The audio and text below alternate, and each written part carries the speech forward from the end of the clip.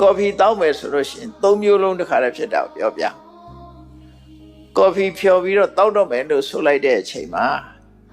အနံ့လေးမှုေးတာကဒါအနံ့ကကာမဂုဏ်တစ်ခုတောက်လိုက်လို့ပူတာအေးတာနှွေးတာအဲ့ဒါလည်းပဲဖွတ်တတ်ပါယုံဆိုကာမဂုဏ်တစ်ခုရှားပေါ်ရောက်တော့ခါတက်ကလေးဆိုတာဒါလည်းကာမဂုဏ်တစ်ခုပဲရှားကသိတာတစ်ခုနော်နှာခေါင်းကသိတာတစ်ခုဒီကိုယ်ကာယကသိတာတစ်ခုတော့အဲ့ဒါခံစားရပဲလေလူတွေကခံစားရမှာ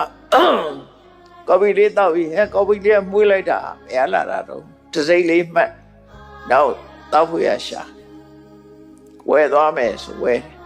အင်းကြဖြော်တောက်တယ်